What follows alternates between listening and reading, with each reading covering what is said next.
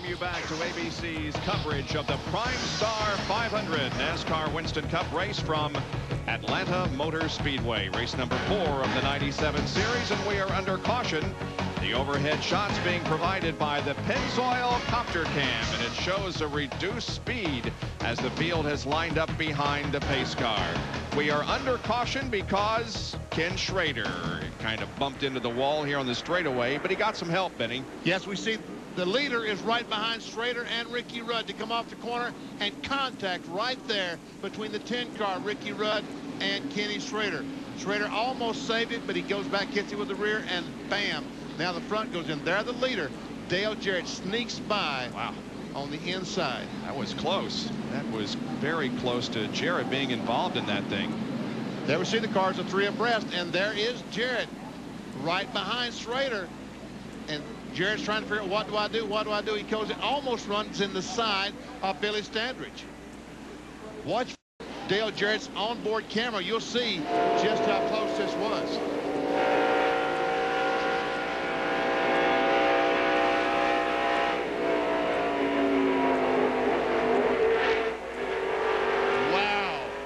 That's the second bullet that Jarrett has dodged today. He dodged one with ignition problems and now comes very close to being involved in this incident, but somehow gets through unscathed. Just about spun out as he tried to avoid Kenny Schrader. Now the car's front, and Terry Labonte mounts a challenge on Dale Jarrett, and a crash on the front stretch.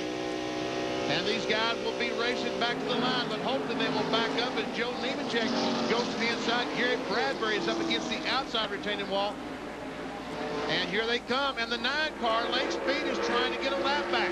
Well, let's see if he does. He's trying to get by second place. Labonte, will he be able to get by Jarrett? No, he will not before they cross the line. And so Lake Speed remains a lap down, and 2 cars are against the wall in the first turn, one to the inside and one to the outside, bringing out another caution period. There we see Joe Nemechek. They put the net down. Nemechek put his net down, and that's an indication to everybody that he is okay. And there's Gary Bradbury in the 19 car. And we see him moving around in there, so apparently no injuries to either driver involved in this incident that started here on the main straightaway and is ended down in turn 1. I'm not the incident that occurred here on the front stretch and involved these 3 cars. There we see the 2 cars to the inside. Bradbury goes up and boom in the outside wall. Already a lot of damage. And there we see the 81 car is smoking. It's like he hit the wall coming off the corner. And Joe Nemechek goes down. Looks like makes some pretty good contact with the inside wall. Extensive right front damage to Kenny Wallace's machine. And here it is from our turn 1 camera. Can't really tell much more than we have seen already. Let's see if Joe Nemechek does go down and how hard he hits the wall. Not too bad on the inside. But Joe obviously a little shaken as he got out of his car. Now the cleanup begins down in turn number 1. So this caution will be a rather lengthy one. 256 laps out of 328 have been completed here at Atlanta. And Dale Jarrett was just beginning to get a challenge from Terry Labonte for the lead when the incident occurred here. There are the black marks, the skid marks, indicating where the crash might have begun, and it began quite a ways up the racetrack from the start-finish line. Yes, as a matter of fact, they're in the inside wall, actually before the start-finish line. And then more marks on the wall. And that's where the cars came in contact with the inside wall. Then Bradbury to the outside and Nemechek to the inside. We have a speed shot, a stationary camera by the start-finish line. Let's see if we can tell anything about what happens there.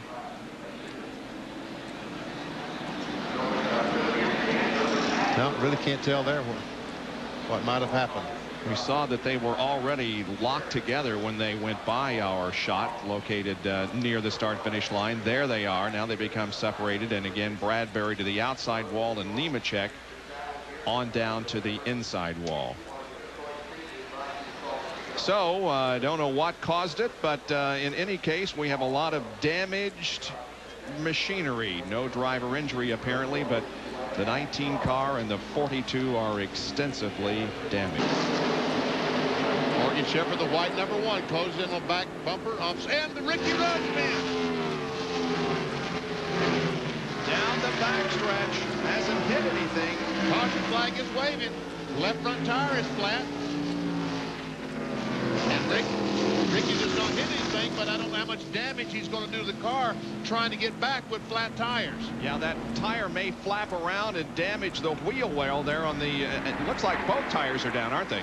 Well, the left front, the inner liner and outer tire is flat. The left rear, only the outer tire is flat. And this may jeopardize Ricky Rudd's 3 straight top 10 finishes and 6 out of the last 8. It's the 4th caution, and it comes on lap 245. So the Tide Ford limps to victory lane now to get some fresh rubber. And here it is once again. Here we are. And we roll forward, and we see back there is Ricky Rudd. And the car will come off the corner. Rudd on the outside, and just a little bump from, is that Earnhardt? Yes, it is. Dale Earnhardt, just a little contact between Rudd and Earnhardt. Well, there was contact between Ricky Rudd and Ken Schrader earlier, and now Rudd is the victim of contact with Dale Earnhardt. And Rusty Wallace had a great view of this from his on.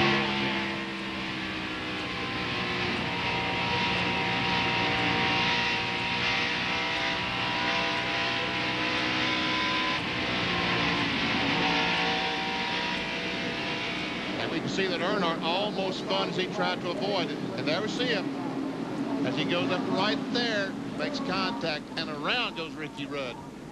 Pennzoil copter cam with a great shot of that little incident between Earnhardt and Rudd.